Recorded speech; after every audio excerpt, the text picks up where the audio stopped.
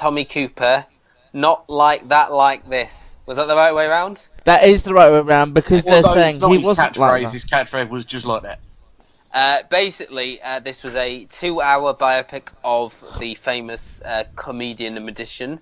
It stars David Threlfall of Shameless fame as the man himself, with Amanda Redman as his wife and Helen McCrory as his mistress. This, to me, I found this I really, really enjoyed this. I thought other biopics of comedians, I'm thinking of the Curse of Comedy season BBC Four did, sort of showed them as when they were off screen, they were a bit like depressed and stuff. Whereas, I mean, Tommy Cooper, he was an alcoholic and a womanizer, but as his manager says in it, he has a case of the funnies where he can't stop being funny, and for that reason, I actually found this very, very funny rather than... It did have its dramatic moments, obviously, but I was entertained by it at the same time, whereas I can't say that with a lot of biopics, which are well done. But I think one of the most important things that I found on it was here as a comedian that you actually saw writing his stuff. A lot of, I mean, okay, there's not a huge amount of biopics out there about this, but you're right, a lot of the descriptions... We had, like, if you remember, there was a season BBC Four did back a few years ago with Tony Hancock, Steptoe and Son, and... I don't think I saw them, but Frankie I remember... Howard and, can't remember who the other one was, Huey Green. They did 4, and since then as well, they did a Hattie Jakes one as well with Ruth Jones, so they've done quite a few. There was an element of this which I said to Luke before we started the podcast, was that I feel like I'd seen it before, even though it was fresh. That, like, there was a lot of it which I felt like I know the story of Tommy Cooper, I know about his drinking, his womanizing, how he died, how he was, he was sceptical about television.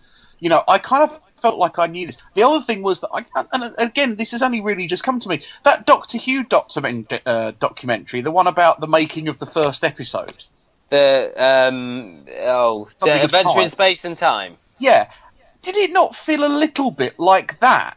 Because you had that idea of when they were making the television programme. I would say no, I don't agree. I think this had a lot more to do with the man than the making of the programme, whereas the Adventure in Space and Time had bits and bobs of both. I think it was quite reminiscent of that. I can understand in the sense it's like nostalgic about early TV, I suppose. Yeah. But this did go over a scope of about 20 years as well. What I would say as well is Simon Nye deserves a lot of credit for the script. I thought it was well done. I think I agree with some critics who said it was a little bit on the long side at 2 hours. But unlike Gary, I don't know that much about Tommy Cooper because I am just a tad younger than Gary. So I would disagree because I didn't know that much about Tommy Cooper, and I think it was a well balanced story. It was never saying it was saying he had his faults and stuff like that, and he had this affair that went on for ages and ages. But he never portrayed himself as angelic like a lot of other comedians have. He admitted he didn't quite admit his demons on television, but he played a character on television that was an idiot, and he admitted it. He couldn't stop being funny as well. I think that was one of the main flaws.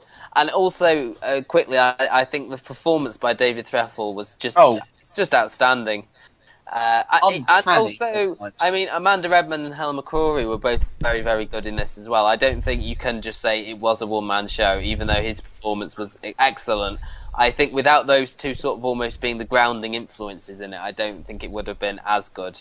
I watched an hour of it, and then I watched the second hour on catch-up, because I did think it was a bit long.